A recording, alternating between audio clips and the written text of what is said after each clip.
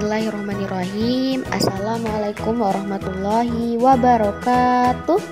Apa kabarnya soleh-solihah? Alhamdulillah, luar biasa. Allahu Akbar. Yes. Nah, sekarang kita akan belajar lagi. Kita akan masuk ke tema 1, subtema 3, pembelajaran 4, 5, dan 6. Sebelum kita masuk ke pembelajaran, kita baca doa dulu ya. Sikap berdoa, tangan diangkat, kaki bersila, kepala ditundukkan, matanya dipejamkan.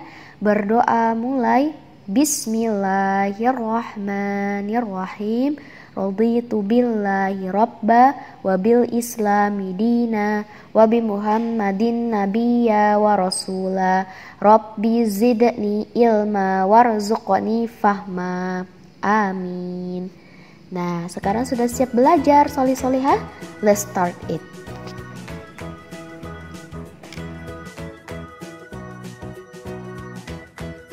Sekarang kita masuk ke pembelajaran 4. Kita akan mempelajari daur ulang hewan, gerak daur hidup kupu-kupu, dan belajar memberikan saran. Kamu sudah mempelajari pertumbuhan hewan. Kamu juga sudah mempelajari perkembangbiakan hewan. Hewan berkembang biak dengan cara yang berbeda-beda. Ada yang bertelur dan ada yang melahirkan. Setiap tahapan perkembangan hewan juga berbeda-beda.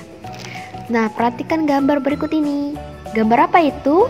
Ya, benar, kupu-kupu. Kupu-kupu adalah hewan yang berkembang biak dengan bertelur, serta bernafas menggunakan trakea.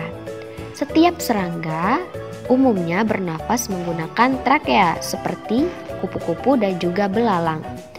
Perhatikan gambar di samping berikut ini. Gambar di samping menunjukkan daur hidup kupu-kupu. Setelah beberapa hari, telur kupu-kupu menetas menjadi ulat. Ulat memakan daun-daunan sehingga tubuhnya menjadi besar. Ulat mencari tempat untuk berdiam diri dan membentuk kepompong. Setelah itu, tubuh ulat berubah menjadi kupu-kupu.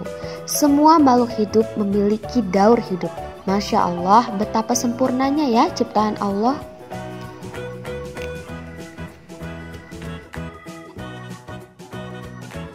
Ada banyak jenis kupu-kupu yang dapat kita temui di sekitar kita. Ada yang besar, ada yang kecil, dengan bermacam-macam warna dan motif. Nah, sekarang Ustazah akan perlihatkan gambar menirukan gerak sesuai tahapan daur hidup kupu-kupu. Yang pertama, ada tidur telentang, seperti ketika ulat menjadi kepompong. Yang kedua, ada badan merangkak, seperti ketika kupu-kupu masih menjadi ulat. Yang ketiga, ada posisi berdiri. Dan yang keempat, ada tangan terbuka ketika kepompong sudah menetas menjadi kupu-kupu.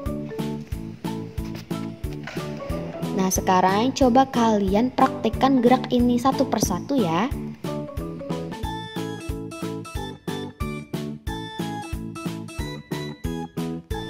Nah, kita akan belajar bagaimana menyampaikan saran.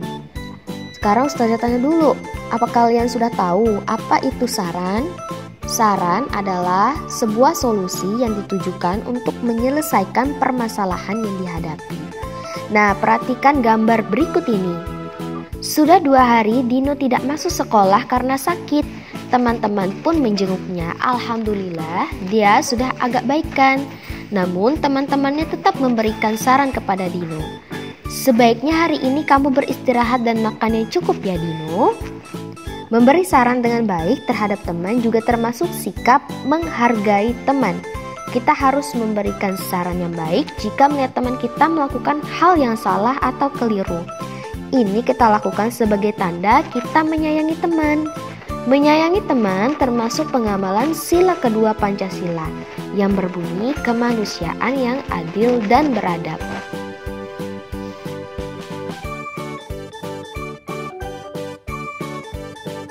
Kita masuk ke pembelajaran 5, memahami daur ulang kehidupan hewan, menghargai perbedaan dan melaksanakan operasi perkalian. Nah, perhatikan gambar berikut ini. Ini adalah gambar tahapan daur hidup dari katak. Katak memiliki daur hidup dimulai dari telur, kemudian menjadi berudu atau kecebong, kemudian menjadi katak muda, kemudian katak muda berkembang menjadi katak dewasa. Katak adalah hewan yang berkembang biak dengan cara bertelur, dan katak bernafas menggunakan dua alat, yaitu paru-paru dan insang. Paru-paru digunakan katak untuk bernafas di darat, sedangkan insang digunakan katak untuk bernafas di dalam air. Nah, hari ini kita sudah belajar tentang pertumbuhan kupu-kupu dan katak. Ada orang yang berani untuk menyentuh kedua hewan tersebut. Ada juga orang yang tidak berani, seperti pada gambar berikut ini. Nah, apa kalian berani memegang katak? Semua orang memiliki keberanian yang berbeda-beda. Kita harus menghargai perbedaan itu. Kita juga harus membantu teman agar bisa lebih berani.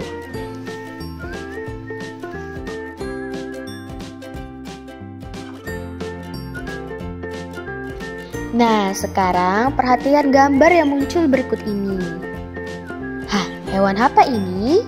Ya, ini adalah penyu. Kemarin kita sudah belajar bahwa penyu memiliki alat pernafasan berupa paru-paru dan alat bantu pernafasan berupa gil. Penyu juga berkembang biak dengan cara bertelur. Penyu termasuk hewan yang dilindungi oleh pemerintah. Salah satu cara melindunginya adalah dengan membuat penangkaran penyu. Apa itu penangkaran? Penangkaran adalah upaya perbanyakan melalui pengembangbiakan dan pembesaran tumbuhan dan satwa langka dengan tetap mempertahankan kemurnian jenisnya. Ustazah punya soal cerita, perhatikan soal cerita berikut ini. Nah, soal cerita itu adalah soal atau pertanyaan yang berbentuk cerita. Soalnya adalah sebuah penangkaran penyu memiliki 7 bak penyimpanan anak penyu. Setiap bak berisi 130 ekor anak penyu. Berapa banyak anak penyu semuanya? Soal ini bisa kita selesaikan dengan perkalian. Untuk menyelesaikan dengan perkalian, Ustazah harap kalian perhatikan dan simak baik-baik video berikut ini.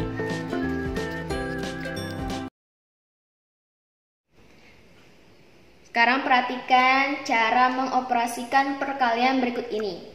Tadi kita sudah mendengarkan soal tentang penangkaran penyu, yang mana di penangkaran tersebut ada 7 bak, yang masing-masing bak berisi 130 ekor anak penyu. Nah, cara menyelesaikannya adalah dibuat dengan bersusun seperti ini. 130 dikali 7. Perkalian Ustazah sudah jelaskan dimulai dari belakang, jangan dari depan. Kita mulai dari 0 dikali 7. Setiap angka yang dikali 0 pasti hasilnya tetap 0. 0 kali 1, 0. 0 kali 10, 0. 0 kali 1000, 0. 0 dikali 20, 0. Angka berapapun jika dikali 0 hasilnya tetap 0.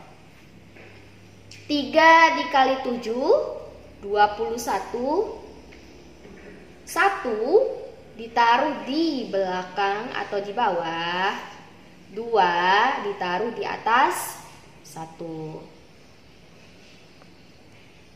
Sekarang dikalikan dulu, jangan ditambah dulu. 1 dikali 7, hasilnya 7. Baru ditambah 2, 7 ditambah 2 hasilnya 9.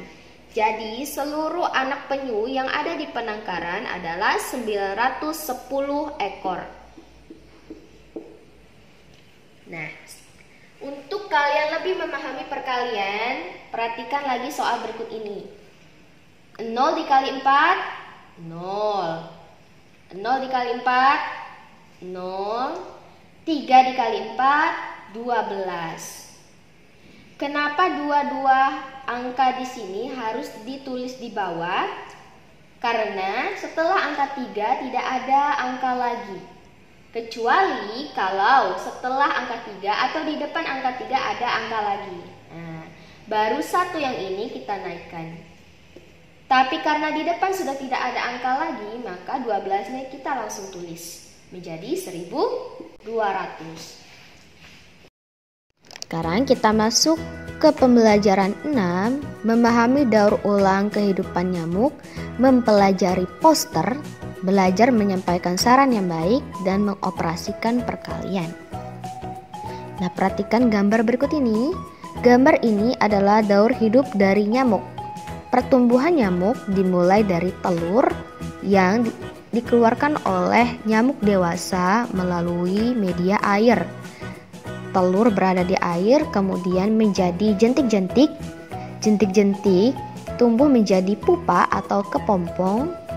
Setelah pupa atau kepompong menetas, maka pupa tersebut menjadi nyamuk.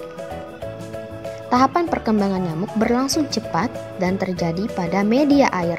Beberapa nyamuk dapat menjadi penyebar penyakit yang mematikan.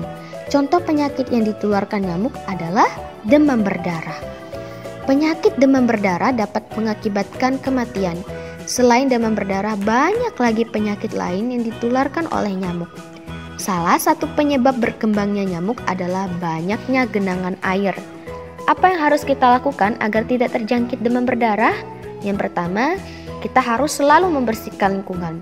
Kalau lingkungan kita sudah kotor, jangan lupa kita segera membersihkannya. Yang kedua, membuang benda yang sudah tidak terpakai. Sebab benda yang sudah tidak terpakai bisa menjadi alat bagi nyamuk untuk berkembang biak. Yang ketiga, mengingatkan masyarakat untuk menjaga lingkungan melalui poster. Apa itu poster? Poster adalah sebuah iklan atau pengumuman dalam bentuk gambar. Biasanya kita temui poster di tempat-tempat umum seperti taman, seperti jalan raya, seperti rumah sakit umum, dan tempat umum lainnya. Berikut ini adalah contoh poster dari novel coronavirus atau penyakit COVID-19 yang sekarang sedang booming-boomingnya. Nah, di dalam poster tersebut disebutkan bahwa kita harus memakai masker. Kita harus mengingatkan teman kita untuk selalu memakai masker jika sedang berpergian. Menyampaikan saran atau pesan harus dilakukan dengan sikap baik dan menggunakan bahasa yang santun. Saran bisa didahului dengan kata sebaiknya. Misalnya, sebaiknya kamu beristirahat dulu hari ini. Apabila kita menemukan teman kita sedang sakit atau kelihatan pucat mukanya. Nah, sekarang perhatikan gambar berikut ini. Bagaimana cara kita memberikan saran terhadap teman yang tidak memakai masker saat keluar rumah?